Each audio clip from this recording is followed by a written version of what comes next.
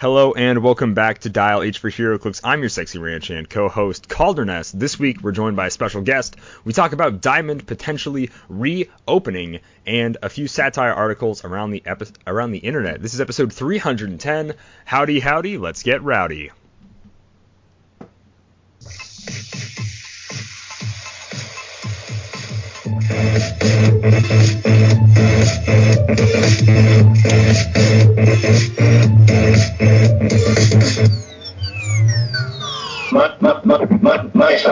Dial H for Heroclix is brought to you by CoolStuffInc.com, where you can find cool stuff in stock every day, including all the latest Heroclix singles and sealed products.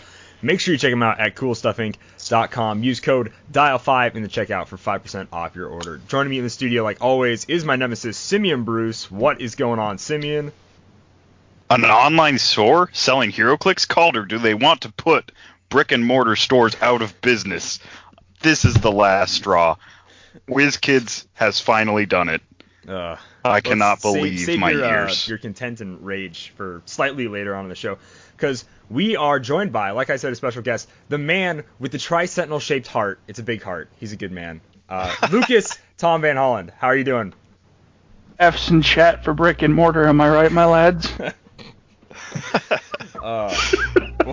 Oh boy, this is going to be fun. I can already tell. Every week we like to start with what made us happy. Simeon, you want to go ahead and go first? Oh yeah, so what made me happy this week was, it's Mother's Day, so not only did I get a video chat with some moms and stuff, I got to physically see one of my favorite moms, and so that's always fun.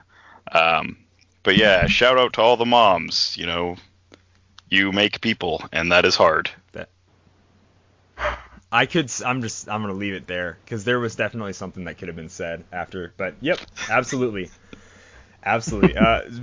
Lucas, what made you happy this week, my man? Yeah, I got to go spend time with my mother this weekend, so that was a lot of fun. Just getting to take a break from the rest of the world and just kind of hang out for a few days. So that's probably the happiest thing that I've experienced this weekend so far. Very nice. Right on. For me, it was May the 4th on Monday. I never really do May the 4th parties because normally I'm here in beautiful Kennebec, and the other ranchers don't like Star Wars as much as I do, believe it or not. But I went back to Vermilion this week, and with a couple of friends, they made Star Wars themed snacks, and we watched the Star Wars holiday special, which is just, it's a real joy. I tell you what, it's so bad it's good, and I quite enjoyed that, and that was pretty awesome.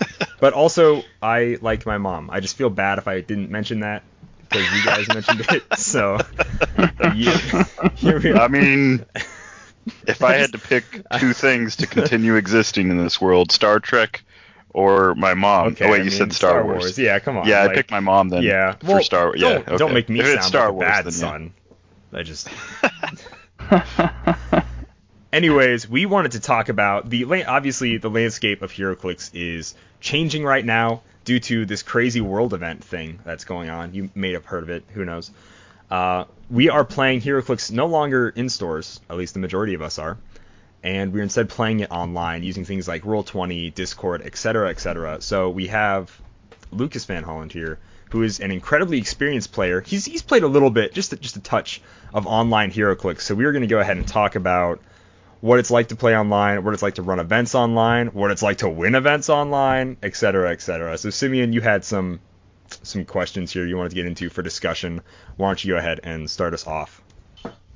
Well, I think first and foremost is congratulations, Lucas. You won the Eagle Cast Madness event. I don't remember exactly what it was called, but it was something along those lines, right? That is correct. Yep. So that was the first major non-rock event of the many that have popped up over the past month and a half. Brian Dormeyer and the rest of the Eagle Cast crew, they decided to hold an event to support their local game store, Gone Guy Games, over in, I believe Portland, Oregon is that area that they're in. And so they kind of just started, advertising it around, and myself and a bunch of other members from Phoenix Nest, we thought that sounded like fun, so we decided to hop on in and Brian kind of took a bold leap and decided to just say, you know what, modern rotation doesn't exist anymore for me, so we're going to go with post-rotation modern, the way it'll be after July 1st, and that was a major success and a lot of fun, and I ended up doing very well in that event, so it was a good time. Yeah, I'd say, I mean, that was like the closest thing we were going to get to a nationals, unless people host like even larger events. But there was a large turnout, and I followed the tournament fairly closely. I didn't get to watch most of the games, but I did watch like every so often, and it was a lot of fun to see all the like variety of teams. Some of the ones that I thought like were interesting didn't do very well, but I mean, that's all about, like, you know, shifting gears and changing things up, so. Absolutely, yeah, and those guys have done a good job. They actually, right as EcoCast Madness was up, they did another event, Gone Guy Cup, and that one actually, the first one got 32 players in a single elimination bracketed tournament, so winning the event, I think I had to play 5 rounds, I think is what that was. But then in the second event, they actually ended up getting 64 players. And that one, that was for, they call it the Gone Guy Cup, and what that was is 16 pods of 4 people, and you played a round robin, and then the top 2 players from every pod made it into top 32 single elimination from there, and that one actually just got done on Thursday night, I believe, this past week, and Julio Montanez of the Clixmen won that, with Wes Summers from Phoenix Nest coming in second. That event I made top 32. I made the top 32, but ended up losing to Patrick Frazier in single elimination. So, but it was still a great turnout. 64 players is crazy, right? Like having that many players at any event that's not a WizKids sanctioned huge event is unheard of anymore. But because we're all sitting at home doing nothing, right? It's been crazy to see how many people are turning out for these online events. So, and they're coming out in droves anymore. So, yeah, that's close to like I mean that it's not quite, but it's the closest thing would have to be like an ROC or like a nationals, like worlds kind of like event, because you don't get 64 people at a normal venue, even if like you're hosting something big. So that's pretty big. And Wes was playing like an Exodus build, so yeah, that's kind of cool. We had looked at Exodus as a figure a little bit in pre-rotation because of his power dampening field or whatever that trait is, where he can prevent movement within a certain X number of squares, but then also his ability to multi-target precision strike along with energy explosion or pulse wave. And what we found out was that with the new Fantastic Four starter coming out, the Doom's Castle map has a map bonus called Reign of Terror that when you win map, you can choose a character, and once per turn that character can reroll their leadership roll if they miss. And then if you lose map, once per game, you auto-succeed leadership. So if you're familiar with Exodus, he has a special leadership where when he hits it, he can remove a token from up to 3 figures that share a keyword with him, and when he does, he gets +1 to stats for each one he does. So the team, the way it's set up is turn 1, we get 3 or 4 characters with action tokens next to Exodus. Turn 2, you go for that leadership. If you lose map, it's an auto success. If you win map, you get 2 shots at a 5 or 6. And then Exodus is a 14 for 6 with a 7 range pulse wave. So it's pretty gnarly. Yeah, and it shuts down charge, hypersonic, I think even like sidestep maybe. Like it's it has to anything other than a costed move that would move into his radius has to stop as soon as it gets into that radius. So yeah, like you said, great example of like the charge, running shot, hypersonic. Those are power actions. So a very popular character in meta right now is Captain Marvel, the super rare from Captain America. She hypersonics in within 8 squares. If you choose 8 at the beginning of the game, she has to stop, right? So she has to physically move adjacent to you if she wants to drop that Chewy Pog to start flurrying. She can't hypersonic in first. Even when she gets hit off of her hypersonic, she's only got a 7 range with that running shot. So she can't even running shot into the radius to shoot you. She has to set up, which is pretty significant. And then the rest of the build just utilizes the Danger Room Magneto with Exospecs to give him access to Pulse Wave and other attack powers. Jason Weingard, because he's just a amazing Brotherhood figure, and then 3 of the 2x2 Magnetos because they offer a lot of utility, along with a ring of choice, whatever you want to use, Spectral, Influence, Demonic, Spin. It's kind of your choice. Very nice. Yeah. Wes piloted it very well, and yeah, you did a good job. You got second in that event, so. Yep. Yeah, I was rooting for him, that's for sure. I've played him in practice a few times, and he's got some kind of outside-the-box builds occasionally, so it seemed like a really cool kind of thing to run. But speaking of running events, especially online events, many people out in the ether right now are wondering like what to do as a Heroclix judge with my local venue shut down. And as a local Heroclix judge, Lucas, what have you been doing? Yeah, so I mean, with my experience on Roll20 over the past couple of years, it was kind of a no-brainer for me. As soon as stores were shutting down and we got word from our own store that we wouldn't be able to hold Friday night events at Rainbow Comics in Sioux Falls anymore, I immediately just set up a Discord, Rainbow Discord, and started running events off of that. So I invited all of the locals that show up every week, as well as a couple others that have made the trek to events that we hold from time to time, just to kind of get that local scene in there. And I still put them in the win. I still make the posts, and we gather every Friday at about 5:45, 6 o'clock, and play a couple rounds. We've been doing a lot of post rotation modern just because it's fresh and new and fun, but we have the ability to kind of do whatever we want. And yeah, I just set up a couple Roll20 games and had my regulars join, and I think it's been working out pretty well so far. Some of the kids are the younger crowd are a little apprehensive, either because they don't actually have computers that they can use on Roll20, or they just don't feel like they don't feel comfortable playing. But we usually have, I'd say about 6 people every Friday, which isn't bad, all things considered. And we're still getting our reps in and getting games in and having fun, and just kind of do everything we can to keep the game going. For sure. 6 is more than like what one of my normal venues usually gets on a regular night, back when we had regular nights. So it's cool that you're keeping the game alive and keeping people fresh and ready to go back to it when everything opens back up. Absolutely. It's been a lot of fun. Slight challenges with getting people used to the Roll20 and everything, but once they get used to it, it's pretty fluent, and it's not like we're on time crunches with the store closing or anything anymore, so we can afford to take a little bit longer and kind of take our time and have some fun, and it's worked out well. Do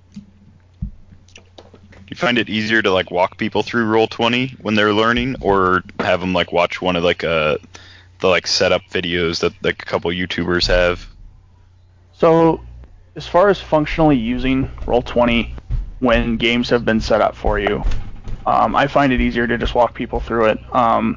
If you're teaching people the full start to finish, a tutorial is never a bad thing. I know Devin's got a couple out there that are pretty good on Happy Little Heroclix, as well as a couple other content creators have made them in the past. Those aren't bad if you're just trying to make your own game and start with your own friends. But if you're participating in an event like a rock event or any of these others that are going on, I find it's just really easy to kind of just give players a general rundown of how the basics work. And then the more they play, the more they'll get used to it, just like anything else. Just kind of like how to roll dice, how to move figures, how to add your click number, add tokens. Those are the main things. How to upload figures and that sort of thing. It really isn't a difficult system to learn. It really isn't anything that should be overwhelming. It's very, very straightforward, very simple once you get an actual look at it. And then what I also like to do is when I'm playing or showing people how to do things, Discord that we use for mostly everything as far as online chat goes, has a streaming feature. So if you're in the same chat room as me, I can share my screen and you can see what I'm looking at physically, which also helps with those mental aids and trying to figure out kind of what I'm looking at and what I'm trying to instruct you to find. And I think that's worked very well. People have kind of grabbed onto it, and they've taken it in stride, and I think everybody's really just had an easy time adapting to it. Very nice. So I guess the only question I really have left, we've covered pretty much everything that everyone needs to know for this post game shop era that we're currently in. What is it like to play with like the new post rotation stuff? Is it is it better? Is it worse? Like, what are your opinions on no ID cards and Justice League, Fantastic Four? So I've got a multitude of different things, some of which can be long-winded. So if I start off on a tangent, you can just tell me to shut up. But I started playing Heroclix back in 2013. So that was Fear Itself Month 2 is when I started. So there wasn't even pink powers at the time. For those of you familiar with Fear Itself, that set is, pretty cool, but bells and whistles that we've been used to the last couple of years as far as competitive Heroclix, other than the resource of the Book of the Skull. But I didn't start playing competitive Heroclix until 2016, August of 2016. I played in the South Dakota State Tournament. That was my first ever competitive event. And by that point, ID cards were in full swing.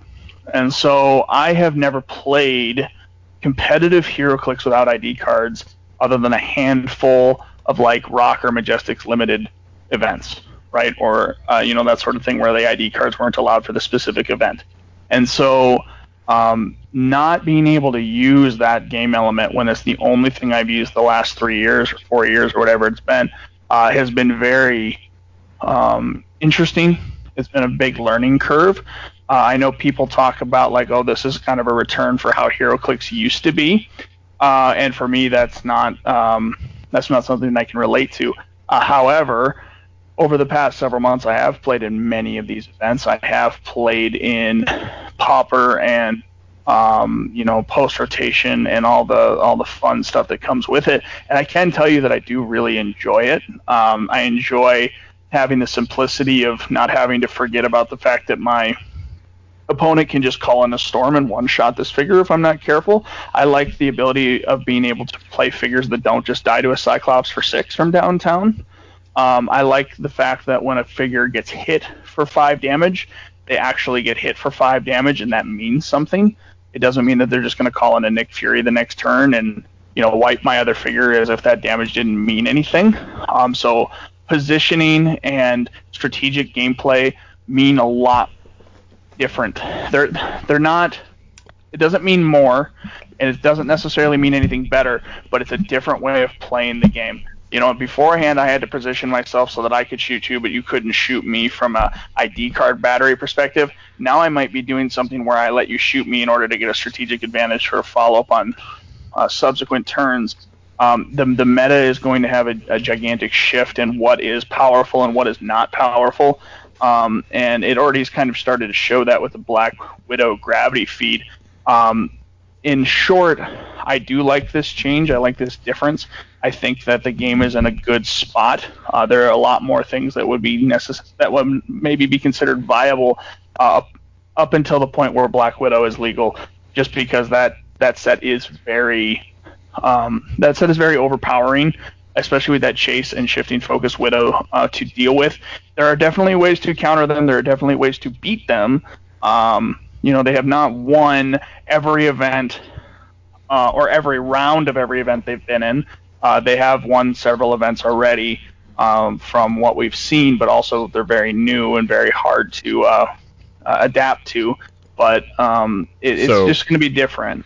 You're saying it may be worth risking your life to try to get a Black Widow gravity feed. Like, just go for it. Not at all. I think that what people forget is that apart from these $5 online tournaments and occasional rock events that you can use them in, the figures aren't out yet, and the figures aren't legal for modern play, right? WizKids will not allow them in their official events until they are widely available for everyone to use, assuming we don't have another mass market fiasco like the Wonder Woman gravity feed, and which I don't think is going to happen, right? Hobby stores are still getting this set. Once Alliance opens back up, hopefully, this set will become more widely available. I don't think people need to be dropping $250 for a piece of plastic online when they can't even use it yet. However, should you probably try and get one? Probably. And if you decide you don't want one, you better have a game plan for how to beat her, because she's going to be everywhere for the next couple years until a much better silver bullet comes out for her. I understand that, Right yeah. My opinion, and like this is like a take it or leave it kind of thing. If you're kind of like the only type of like Heroclix you play is physical, by the time you're going back to your hobby shop, you'll be able to get these gravity feeds at cost, like in your stores, and so you could probably buy a case, which is about half the price of like a $250 Black Widow currently, and then you've got double the chance of getting one. That's just my 2 cents. I'd always wait if you're playing online. Shut up. I hate your opinion so much. You don't need the figure to play online. I agree with Simeon 100% here. The odds of just getting a full set, right, when you buy a full case is pretty high. It seems to me like it's been probably 1 chase per gravity feed from what the reports have been. If you buy a full case, which is 2 gravity feeds, I'd say your odds are pretty high of getting a full set in that, and then once you do, you're good to go, and you don't have to worry about it anymore. Absolutely. Black Widow, what a movie. Oh, no, wait. We should have seen it by now, but we haven't. That's right. Oh, well, okay, right on. So that kind of covers most of the online stuff we wanted to talk about. Was that really everything you had to say, Simeon? Or that was more? Like the majority of my questions, yeah. I hate it when you have unless you can think of something. To be honest with you. Has Kalder messed up on any of his builds lately? So, I guess that's a big question. How do you deal with the blatant cheating happening in your online games being held at Rainbow? Oh, so for those of you who are not aware, Calder is one of my regulars at my local venue, and so he's one of the people that has been playing on our online events. And was it 2 Fridays ago? I think it was 2 Fridays ago or 3 Fridays ago. Calder was playing a Gotham City theme team, and I just was not in a place to be like, oh yeah, I know what every single one of these JLU figures has for keywords and everything, and I was briefly skimming through builds when I was looking at them. Not that it matters, right? A casual Friday is a casual Friday, right? You might get something, you might not, but we try and swag out all our players as best we can. And Calder thought that Ace had the Gotham City keyword, which she does not. She has Gotham City Underworld. In my defense, I typed in Gotham City. And it showed up. And it shows up, yeah. So yeah, because Realms doesn't have a. Well, they have a pretty basic search function, right, for their general search. But but then the next week you did build an actual Gotham City team, and still ended up doing very well with it. Yep. So I think it turned out all right. Absolutely. And then this last week, not that you were there, but another regular was 25 points over, which I really appreciated. Really quite enjoyed that. But all right, right on. So yeah, and it wasn't too bad, really, but it was just fun. Yeah, what a guy. I love him so much. Hey, you're the one who wanted to play that format, so that is true. It is my fault. It is my fault. Not my fault he can't do math, but it is my fault that we played that format. Hey, who calculates blue flames? Come on. Yeah. That should just be added into the cost. Geez. Let's go ahead and get into the news real quick.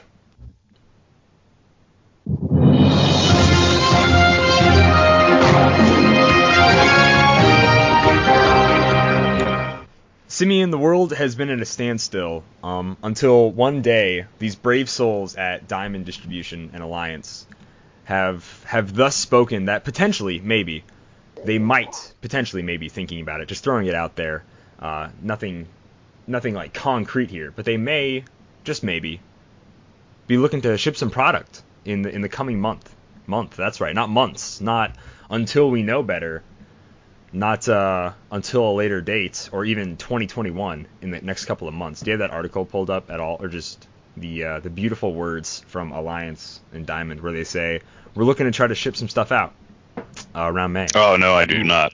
That's okay. No, absolutely not. Facts are for losers, after all. It is absolutely hearsay, and just like I read some headlines, and other people read headlines and sent me their opinion of the headline, but no actual reading of articles happened. So, did you see the screenshot in HIE, I believe, Facebook group, Heroclix International Exchange, that one distributor had new SKUs for all the Heroclix, and they all said May 27th was the expected release. Not that that's concrete, but May 27th sounds pretty good to me. Like I could dig that, getting back in by the end of the month. That'd be fun. Yeah, I think that's not like a crazy number to throw out there. Although there's nothing really set in concrete until it happens right now. I'm not even sure like where they're like all their distribution centers are sitting at right now, and like what their states are, like whether they've gotten over like the peak or like, you know, whatever their governors are saying. So it's very possible that like at least a couple of their warehouses will go back online. Absolutely, right on. Well, of course, that is just the release for Black Widow and Justice League. Obviously, they're just going to keep postponing the Fantastic Four starter until the end of time. That will just absolutely never get released. We're just going to keep pushing that bad boy back. Was it January? Was that what they originally said, right? January for the Fantastic Four starter? I don't even want to remember at this point, but yeah. I'm pretty sure like the very first like solicit was February, and they had said January like in like one of the previews, and then the solicit said February, and then it's been pushed back indefinitely. Beautiful. I did find an article on ScreenRant.com that says that they are planning, I believe, on getting everything's back to normal here by the end of this month. Of course, that is just specifically for Diamond. Alliance is a subsidy of Diamond, if I'm not mistaken. So, you know, just because Diamond itself opens back up doesn't necessarily mean Alliance is going to. But we can have our fingers crossed and hope for the best, so we can get our hands on more of that plastic crack. Ooh, yeah. Ooh. I want to buy Heroclix. I just don't want to buy outrageous Heroclix right now. There's no reason to, but when there's a reason to, I'm going to want to buy some of that. Oh, baby, I want to buy some of that. All right. Let's go ahead. We can move on to, now this is probably my favorite piece of news we've had to cover in a really long time. Trusted news source, or let's rephrase that. Heroclix's only interesting news source, as proclaimed by the banner at the top of this website blog, about as trustworthy as the Onion. Also, they say they're aggressively comic accurate. The new website Clixhole has been releasing articles these past couple of days. They started, was it May 6th or 7th?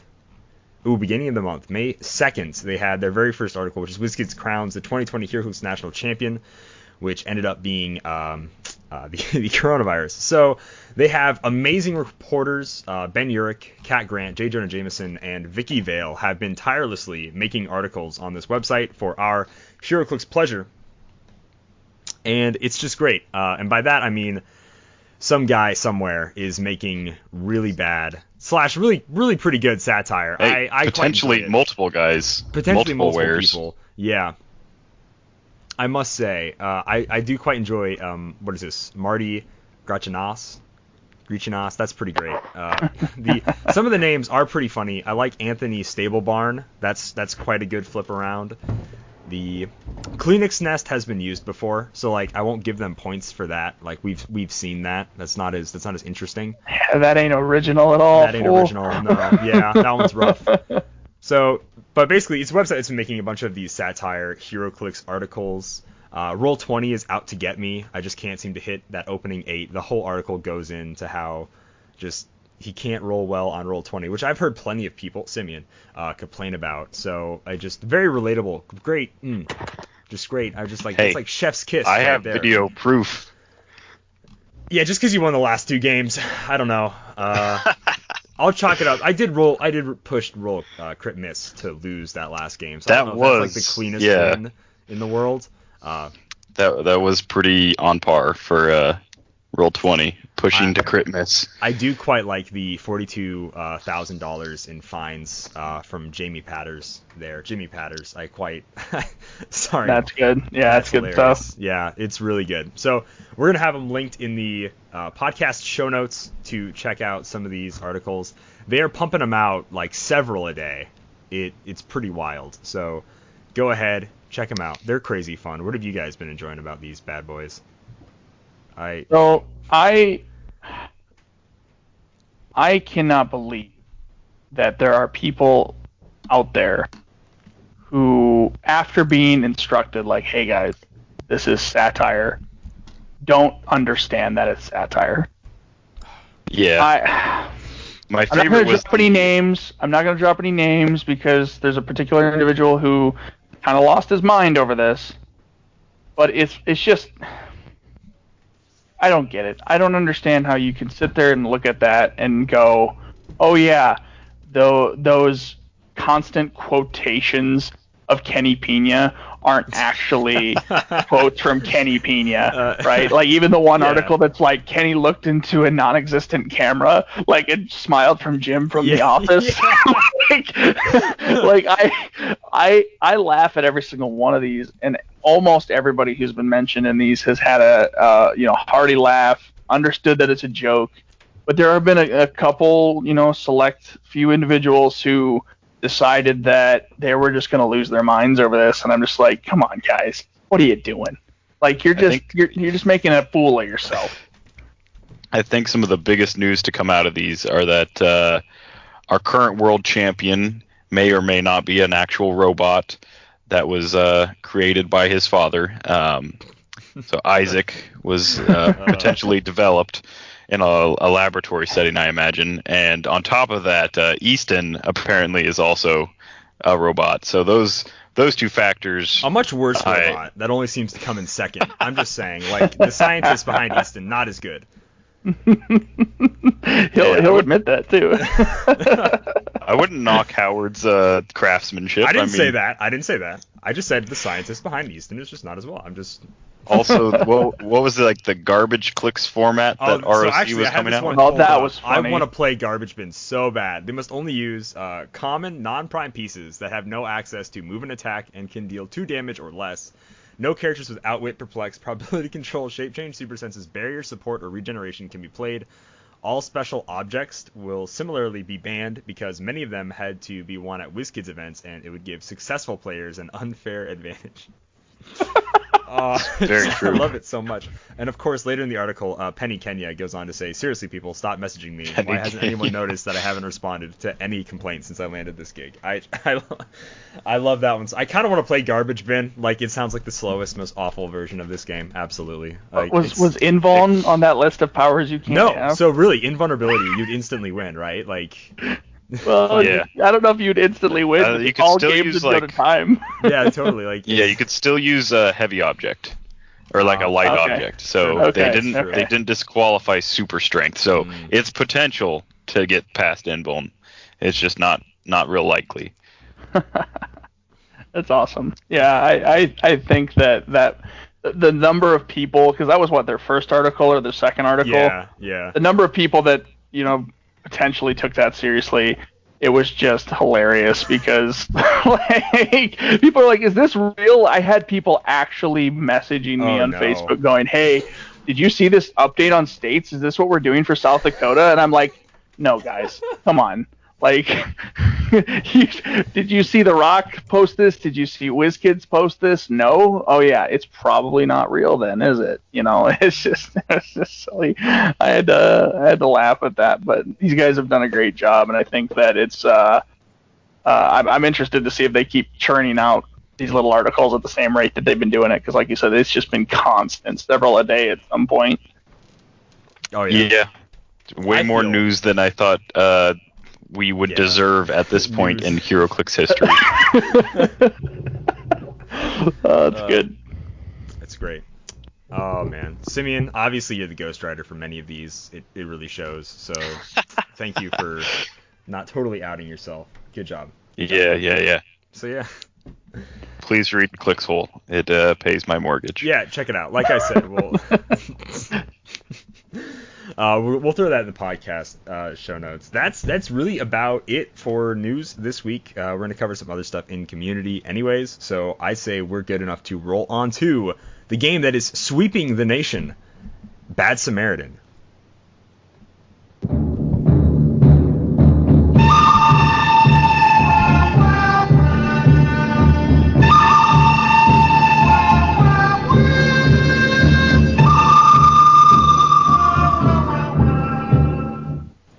Bad Samaritan is a game where we play 3 rounds. I have 3 figures, and Lucas and Simeon try to guess who they are. Each round, we get 3 rounds per figure. They will get 1 clue, 1 through 20. It'll give them a random little fun fact about the figure. There's also free plays that let them ask me anything they want to know about the figure. And then they get a clue. And then after 3 rounds, if they don't guess who that figure is with their 3 clues, I will get a point. If they guess it at any point during the round, they will get a point. You can pause the show once the clue is given to us, and you can try to formulate your own guesses. I know Lucas is longtime supporter, listener to the podcast. Oh yes, and he loves this game so much. He thinks I have a flawless system for Bad Samaritan. He thinks it's incredibly fair and balanced towards the players. So let's go ahead and get started.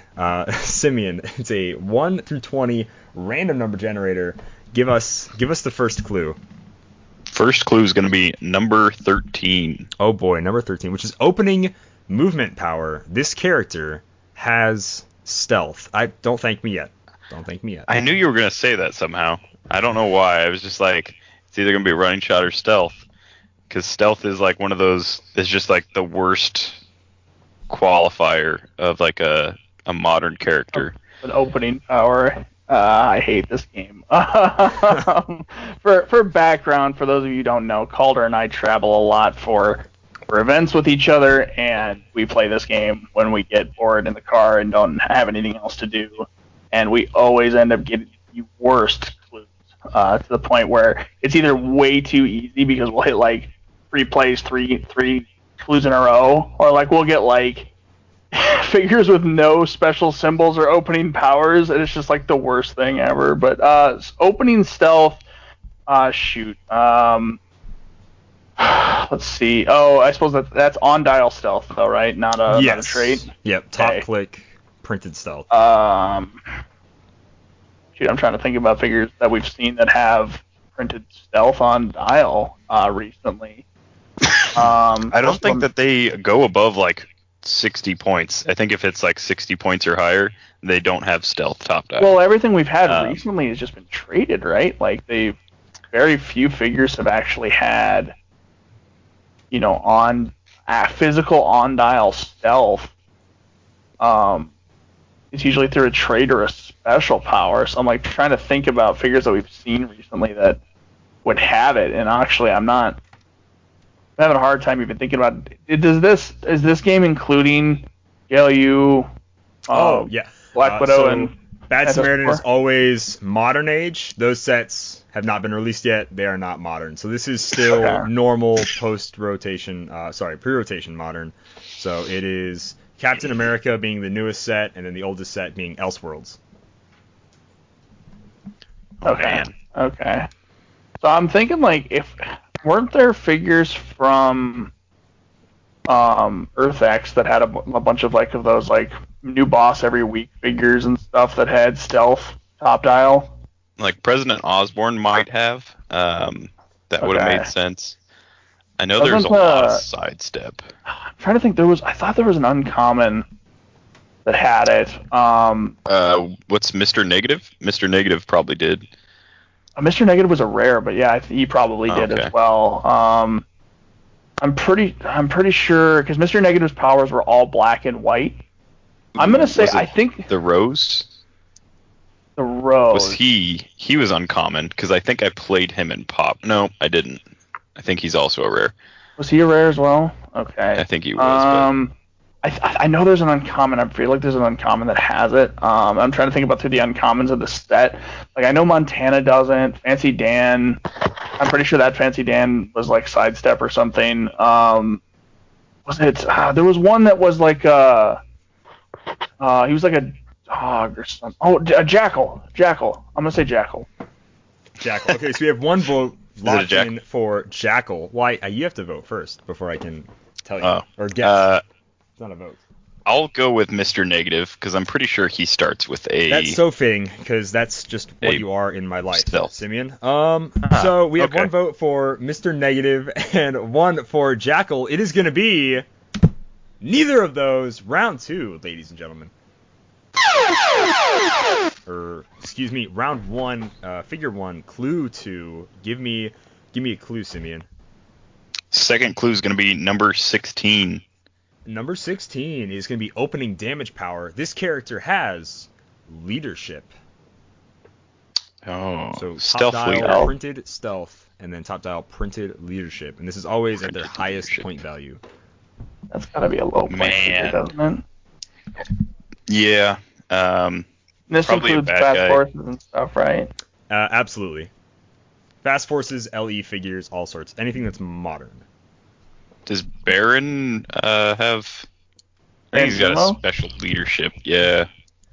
I feel like his leadership's His special. is special, yep, because I used him in the WKO in Omaha. Oh, man.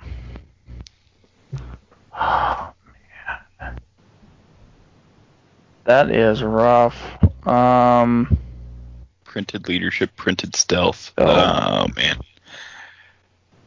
Not like any of the. I'm pretty sure like the ones that make the hired flunkies are all traded leadership, Yep. so that's not going to be a case. Holy cow! Does Silver Sable have stealth? I feel like She she starts to sidestep or something.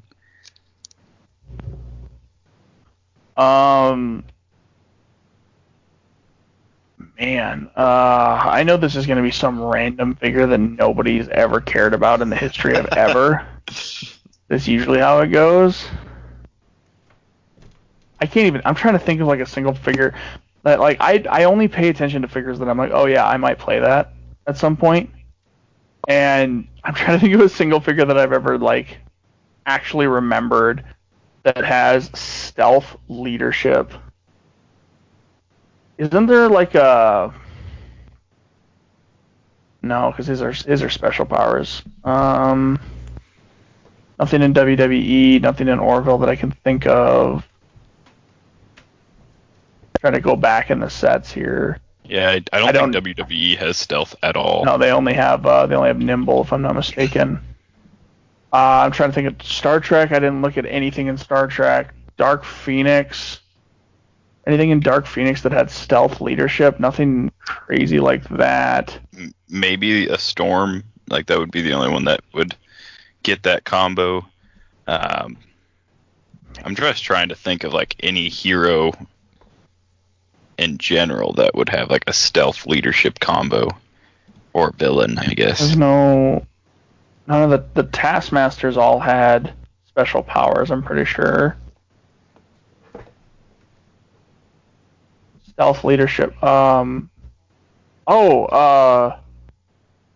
Phil Coulson have stealth leadership, the common? He might. I'm not sure if his... I want to say he pushes from leadership to perplex or something, so he might. Phil Coulson. Let me think. Because I know I've seen him played. Does he have leadership top dial, or is he traded leadership, or does he not have leadership at all? No, that team needed a leadership, so they didn't play Phil Coulson. He doesn't know they got it from... No, he has shape change. He doesn't have leadership. He has shape change. Yep, you're right. He does. I bet that Nick Fury does have stealth leadership, though. Oh, the common? He probably does, yeah. Because that was before they were just handing out like candy. I thought he had a special power, though. Maybe he doesn't. Maybe he is stealth leadership. Oh, man. Oh, what about... Wait, stealth. No, it wouldn't be a Batman, because all the Batmans have the Batman Ally team ability. If you want to vote Batman, I will not stop you. You never know. You know, if you really want to hedge your bets, go for it. Absolutely. What about that new Iron Man? The rare one that has stealth, invincible. Does he have leadership? No, he's got outwit, top dial. He had like stealth, outwit. The fast forces, or the shifting one? Yeah, the shifting one. Oh, I didn't think any of them had leadership, did they? Maybe one of them does. Well, I know for sure that one that I'm thinking of doesn't. He had like 10 range with outwit, but definitely not leadership on top of that. So I'm going to say Nick Fury just because there's that's a good, like 5 to choose from.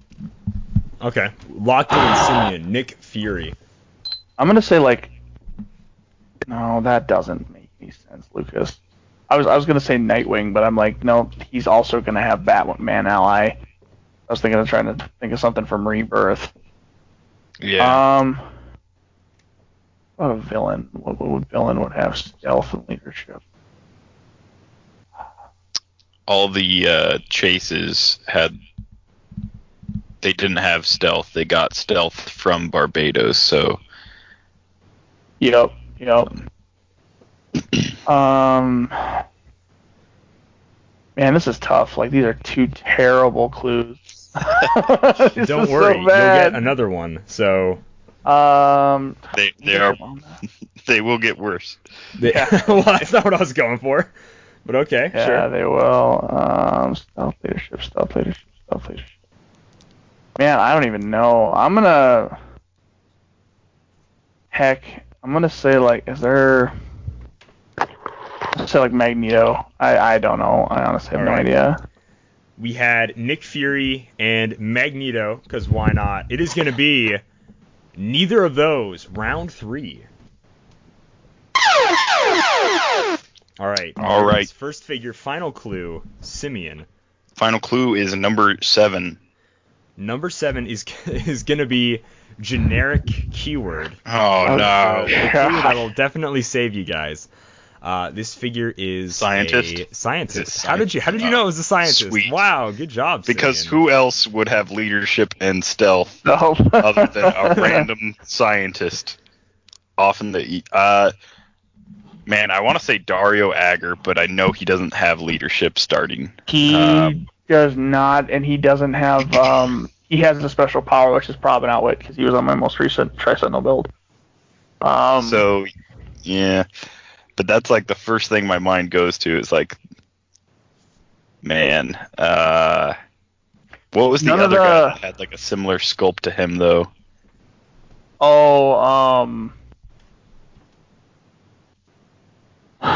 That was Industrial Spy, wasn't it?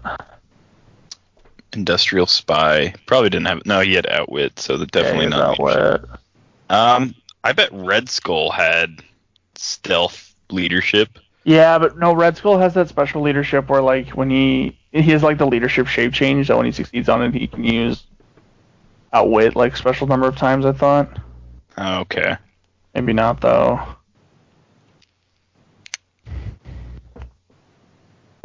Man, and it's not using anything new.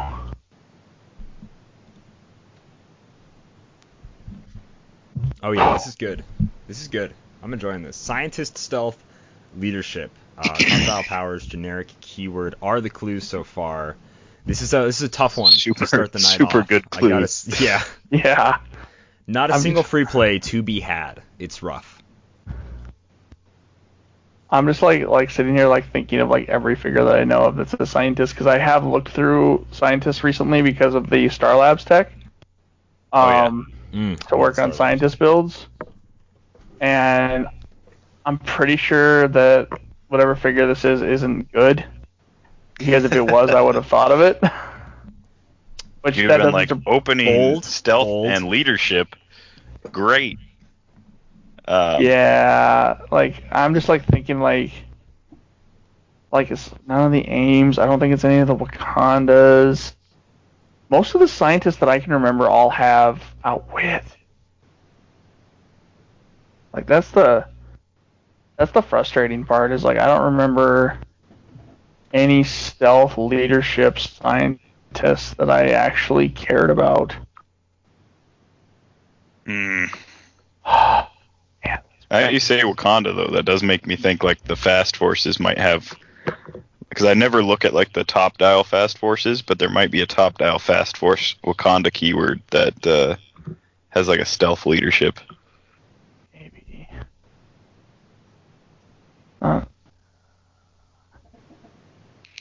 And you're making me rack my brain, dude. Holy cow. Good stuff. Yeah. Make sure it's still working. Here we go. Yeah, alright, buddy. I'll say Black Panther, because we have a dozen And so there's probably one in Modern with those combos. All right, one for the Black Panther. Black Panther. One for the Black Panther. I never freeze. All right, fantastic. Locked in, Simeon. Good stuff. Good stuff. Man, I want to say it's like... I feel like it would maybe be like a Lex Luthor. But...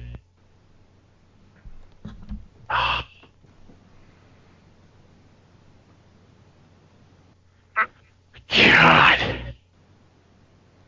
I am just struggling, man. Like, I don't think it's a Marvel figure. Like, I've been racking my brain here. Hold on. Let me think of all the scientists that I've looked at recently. Okay, let me think of the ones that we can't have you go through every single scientist keyword. You're like no. Okay. I'm talking about the ones that like I've done for my scientist. Oh, gotcha. Team. Gotcha. Mr. Oz, no. Parallax Tech, no. You can't have that anyways. Spider-Man, no. Rescue, no.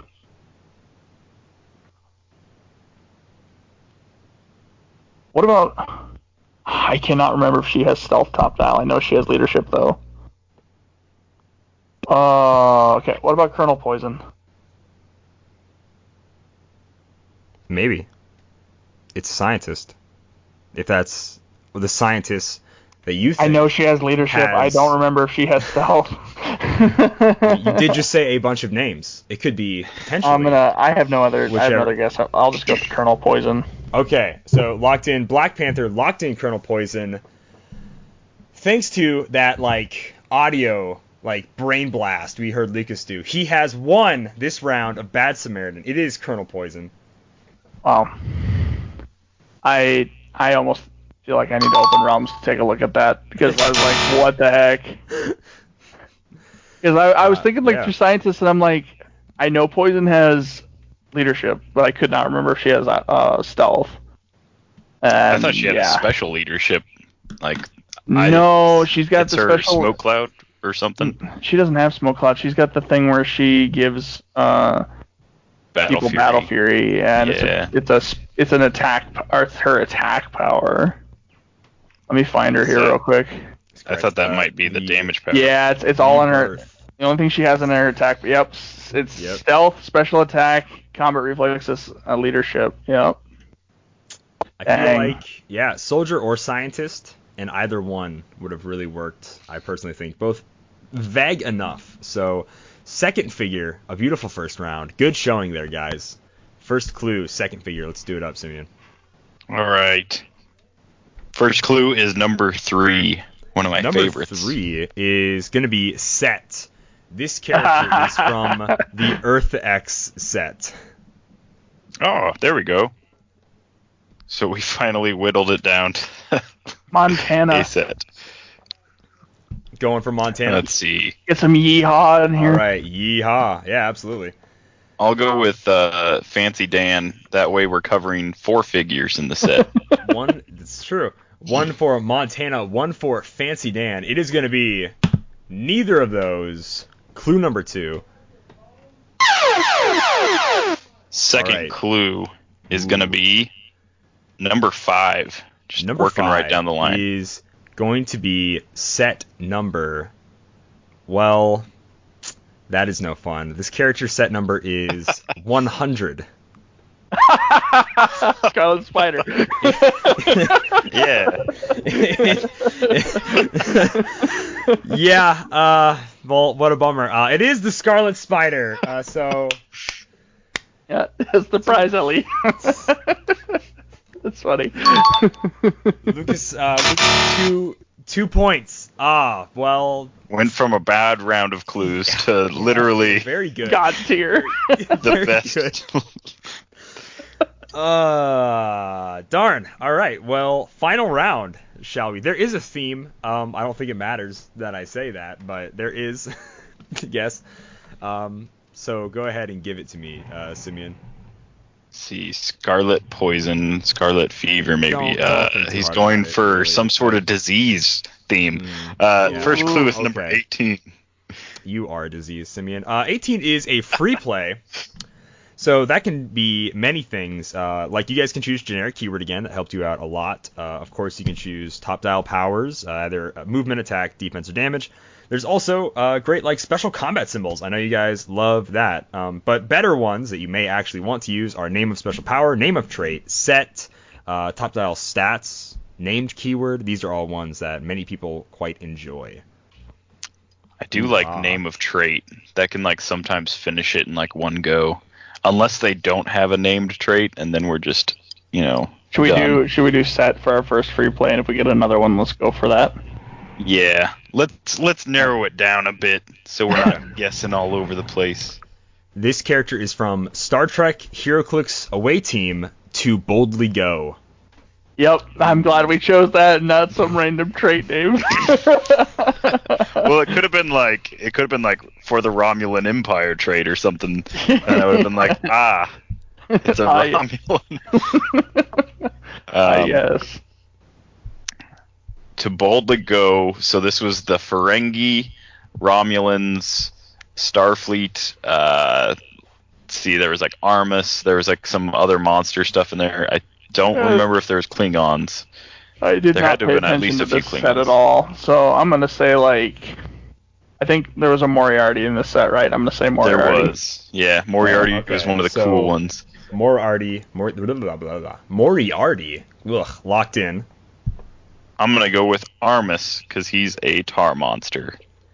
Armus, locked in. I got to say, unimpressed, because as much as I give Lucas grief about this game, he did just go undefeated and won with that Moriarty offhand guess. That's crazy. So the theme this week, wow, good job, by the way. Oh my goodness, that sweep. Bad Samaritan sweep. From 3 clues to 2 clues to 1 clue. To one. It's wild. Shot in the dark, baby. We had Colonel Poison, Scarlet Spider, and Professor Moriarty. These are all references to one of my least favorite board games ever, Clue, as Colonel Mustard, Miss Scarlet, and Professor Plum is kind of the theme I was going with this week. I played a game of Clue with somebody once. This is completely off topic. They thought they could lie in the middle of the game, and just so I was like, I know the solve, and I opened up the little packet, and I was wrong, and I was like, that's impossible, because I've picked up all these clues. You said you didn't have these specific clues, and they're like, oh well, I lied, and I was like, that's not allowed. You're not allowed to lie in Clue. There's rules. I just have issues. I just don't trust people when I play that game. I don't. But by the way, a game with deductive thinking and I have to roll dice just to move around.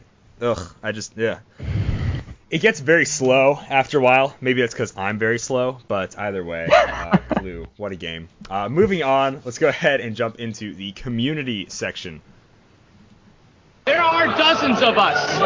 Dozens! Community Tuesday's question last week. WizKids published an article stating they would sell some products to their own website. What do you think of the impact this will have on the community? Now, since asking that question, the website has actually went live, and we've gotten to see firsthand. We all have an opinion about the website. So, Lucas, what do you think about WizKids' selling online Heroclix through their own website? So, I'm going to go a little bit into the Clix hole territory here, because while the article was satire, it actually made some really good points. If you didn't read the one about WizKids opening their store, they were joking about how people were losing their minds over WizKids opening their own store online. And if you look on the WizKids store, other than I think JLU, everything else there that's Heroclix related, I'm pretty sure is all old 2015 con exclusives. Or 2016 or 2017 con exclusives. Stuff that you can't get in store anyways. So, there was a joke that was made on the Clixhole article about, I bought, because of the sudden trend of Golden Age figures in my store, I purchased, 50 Punisher Van con exclusives, and now WizKids is selling them at a premium on their website, and I just don't know what to do. it was a joke or something like that. But it made me laugh, but it was also kind of true. Like, WizKids isn't just selling all current modern product on their website. They're getting rid of old stock that they have currently, and I'm pretty sure, like I heard through the grapevine, and I'm pretty sure this is true, that the JLU product that they're selling on their website is just product that they had that they were going to bring to Origins that they can't use anymore there. So, like, I don't think they're trying to undercut stores. I don't think they're malicious and trying, they're a company that's trying to make money and stay afloat, right? And I don't think that, for the most part, brick and mortar stores are going to see a hit in their sales of Heroclix from this. I'm not buying my bricks from WizKids' website. They're $130 a piece plus shipping, right? I would much rather go to my local game store that I get a better rate at because I'm a consistent customer and a consistent shopper and not have to pay shipping and support them anyways. So I'm just going to wait until my store is open, and I think a lot of players are going to do the same thing. I don't really foresee this being a huge issue. And then also, you can't tell me that a substantial income of a store comes from Heroclix sales. You can't tell me that. I've never been in a shop that subsisted on Heroclix. As far as collectible games go, Magic is usually their big like bread and butter game. But like Heroclix is like a secondary thing, and then usually the store also sells like comics or something like that. Exactly. I've never walked into a shop that was like, Heroclix Emporium, all we do is Heroclix. If Heroclix goes away, we have to shut down. Like, never once seen that.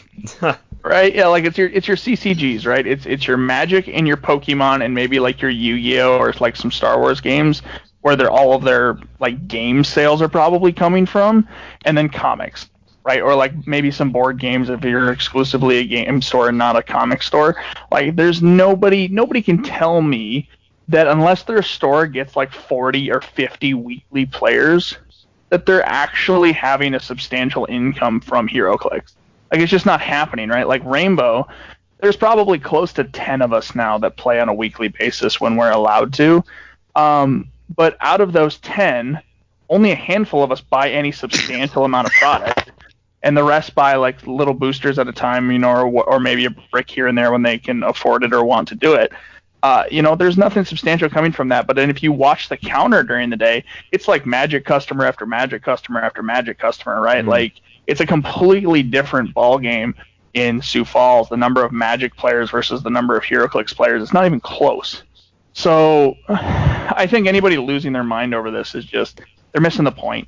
And nothing is. I think WizKids is just trying to get rid of the stock that they're sitting on because they're a company and they need to make money too. And there's nothing wrong with that.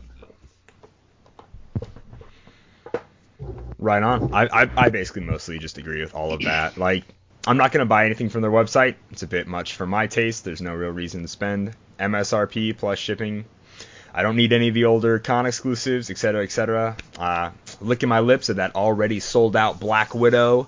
But besides that, yeah, pre-sold out. Yeah, pre-sold out, baby. So what it looks like they did was they combined their convention vault with their online store, and I don't have a problem with it. For one, not everything listed is Heroclix. True. So like they've got like their D&D paint miniatures, they've got some board games, they've got stuff like that. The only things that have shown up that are Heroclix are like pre-release, or like the Black Widow things are sold out, and I don't know if they'll ever get stock in for those or what. They also, like, as far as I know, they haven't put like a date on what their pre-order is going to be. Like, if you buy Justice League from them, if you'll get it weeks before your local game store. But my guess is that like Alliance will open back up before WizKids will start shipping. And so your local game store will probably have product before WizKids, and it'll probably be cheaper than what their website plus shipping is. So it doesn't make sense financially. If you were already going to buy stuff online, there's several places that you could go to that like have way cheaper prices than what WizKids themselves has. I don't know why they use their own like MSRP prices if they really wanted to like sell stuff like quick. But yeah, full price like bricks and stuff isn't really like a great selling point online stores. Like I just don't see it happening. So I'm okay with it. I think like if like the one or two like, you know, bricks or like cases or whatever they end up selling, if it helps them out, great. I hope that like more people are buying like their D&D minis and stuff like that instead, because really like the Heroclix from what I can see are not worth it. But like if you want, you know, a beholder, that's only like $5, and that's a pretty good deal. It's a cool sculpt. You can put it on some base someday. Absolutely. Beholder. I barely know her. But yeah, no, I totally understand. Terrible like dad joke. I've been locked inside with my family for so long. Anyways, ooh, beautiful. Very fun. Do you want to go ahead and read the first answer on Facebook? Absolutely. So on Facebook, first answer we've got is from Tyler Murin. He says, "It's all over. Time to sell your collection and get out. It's like the Purge, but only if that was confined to 1,000 or less people in a small building.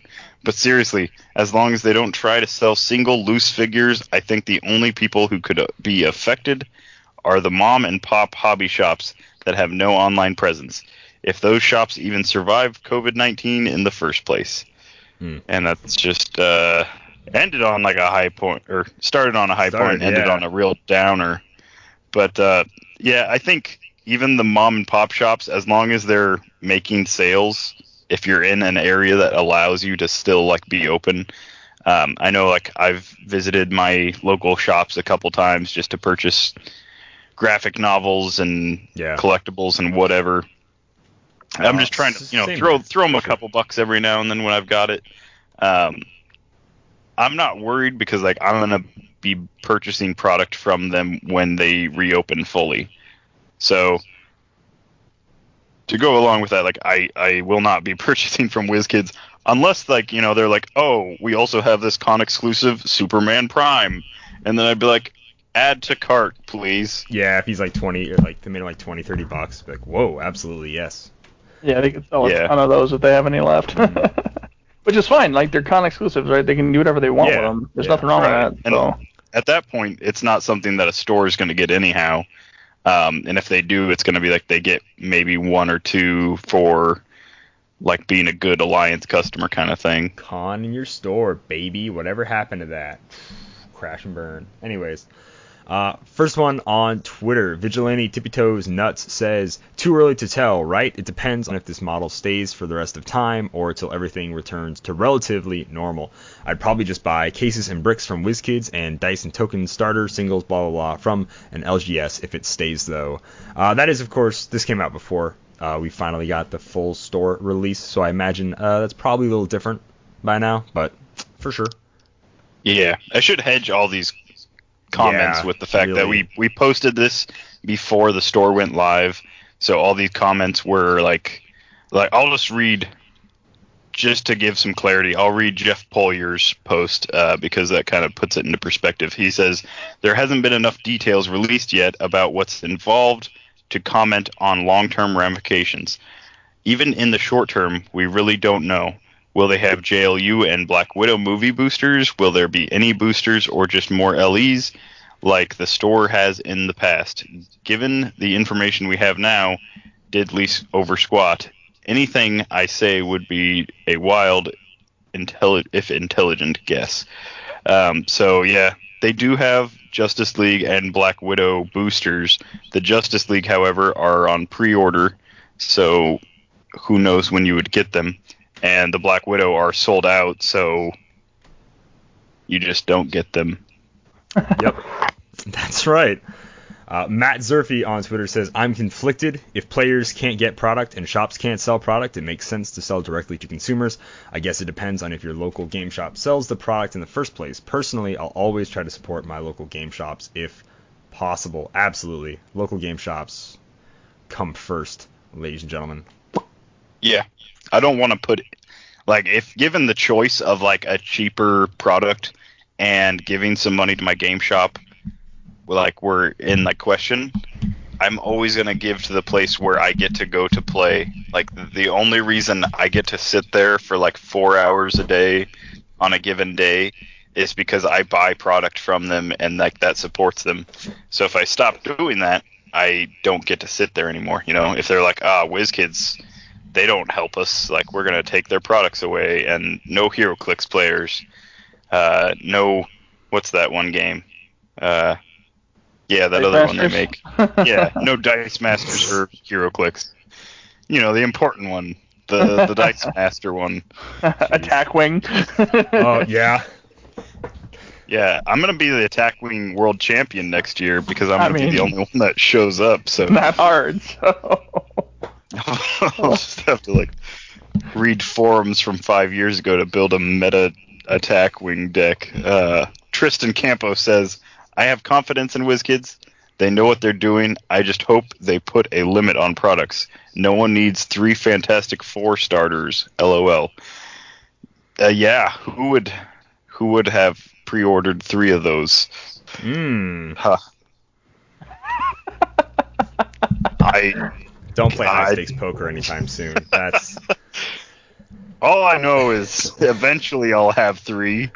Maybe. I'm not entirely sure they exist. I was going to say, my only question is how many Latvian scientists come in each? Yeah, that's why, that's the main reason before I knew, like, what the bystanders were. As soon as they said bystanders, I was like, I need multiples. And I'll be able to, like, give the actual figures away to people because I don't need double Doom or double Silver Surfer. They're just, like, too many points to ever need to. But I definitely want, like, multiples of the bystanders, even if it's just for, like, the scenario stuff. So hopefully each one comes with, like, multiples, but maybe it'll just come with one like the Turtles thing did. Right. Yeah, I'm not sure. But that Latvian scientist is, like, uber meta, so just keep that in mind. Yeah. Latvian Dr. Frankenstein. Yeah. Better.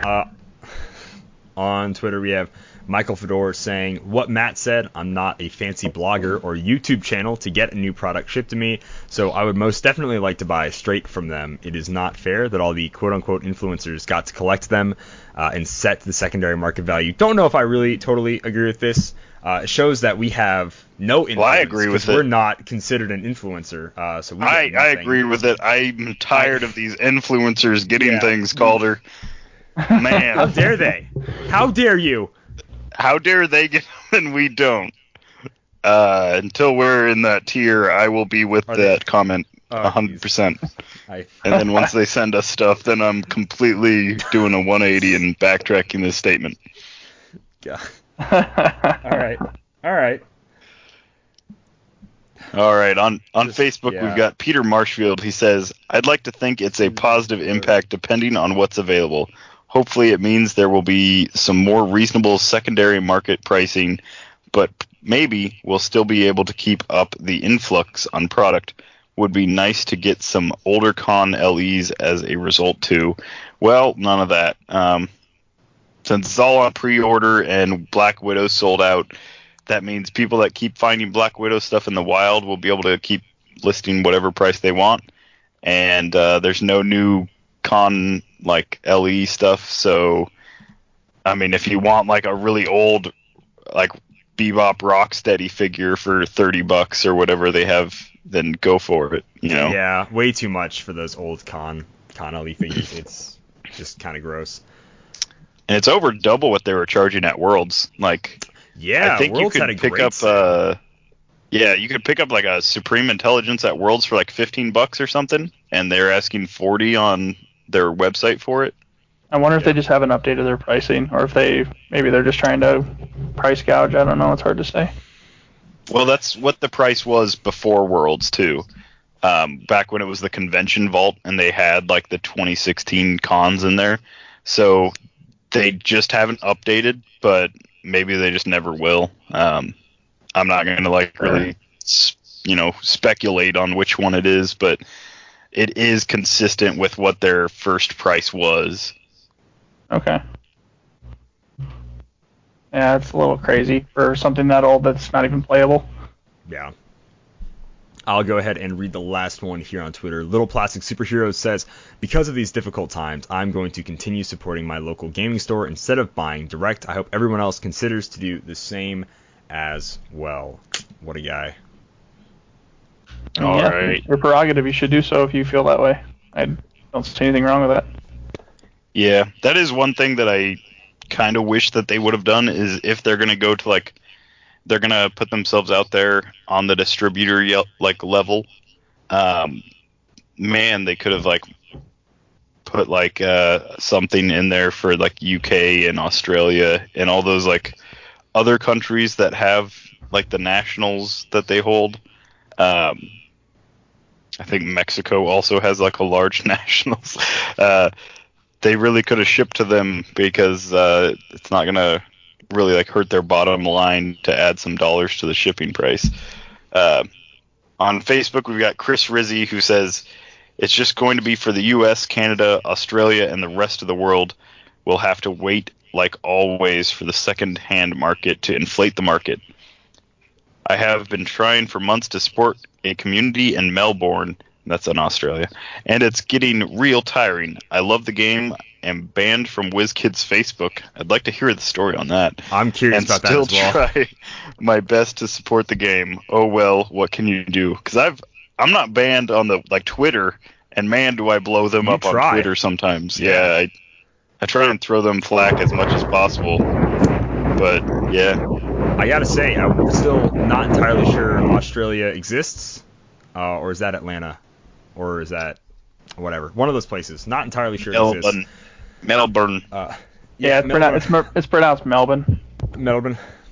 I'd like to go to Australia if they ever do like a big Heroclix tournament down there. I'll have to learn Australian, of course. Hey, yay, all that, however they speak. Same thing. If I ever go to Canada, I feel like I'd have to plan my trip around there also being a Heroclix tournament there.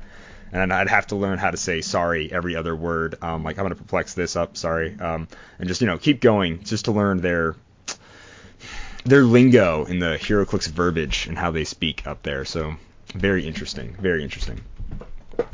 Right on. Sure. That is Community Tuesdays all wrapped up, ladies and gentlemen. So let's go ahead, jump into our Jedi Legend Heroclix tip of the week. You don't want to sell me death sticks. I don't want to sell you death sticks. You want to go home and rethink your life. I want to go home and rethink my life. So, fun fact before we start that, the person that offers Obi-Wan Kenobi death sticks, his in-universe name is Alon Sleaze Bagano. I looked that up on May the 4th. I'm like, what? Of course it is. Sleaze. Yeah. My parents gave me the name Sleaze because they knew what I'd be. It's so funny, so bad. He goes on to say, even when based with an opposing piece, you can use ranged attack with an object on an opponent. He's talking about telekinesis, sorry. Boom. So you can range attack telekinesis against another opponent, even while you are based. Very cool. He's got this little Yoda floating a rock gif. Thanks, man. Thanks, Mark. Appreciate it, bud. So that then thusly kind of wraps up the show with our little tip there. Community being all wrapped up. No mail. We had some cool suggestions from Malcolm Rush on what to do with Thursday Throwdown, which, if you don't know, me and Simeon every Thursday, mostly every Thursday, my upload schedule, not going to lie, not the best. So I try to get them out every single Thursday.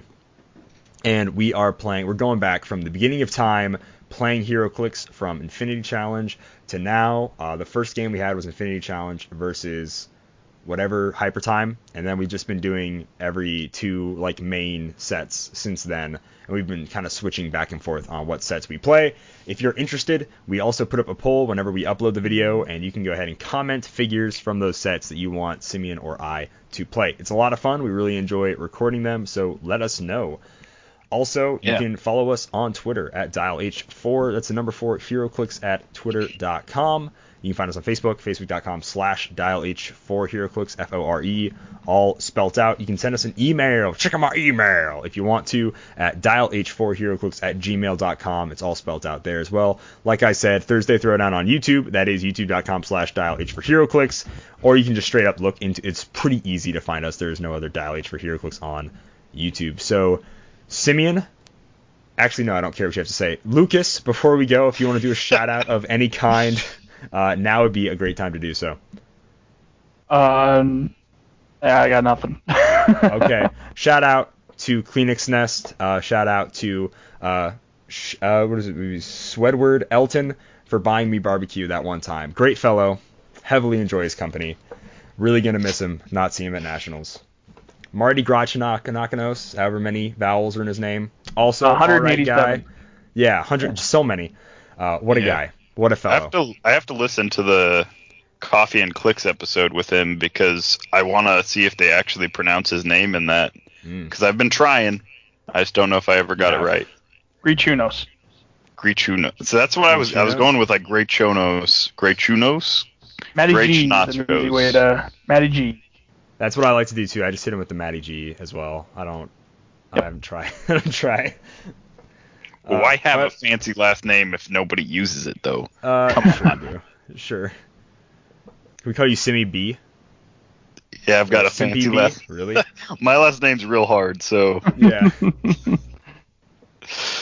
All right, Simeon, you can go ahead and read us out of here then. If this wraps up the show. Oh, it does.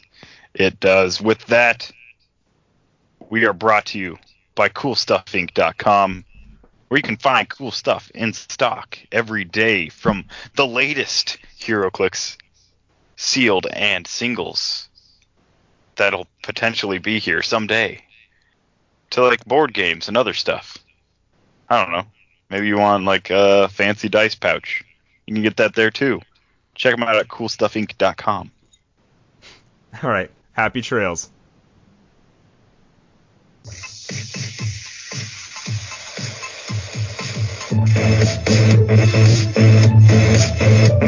Thank you.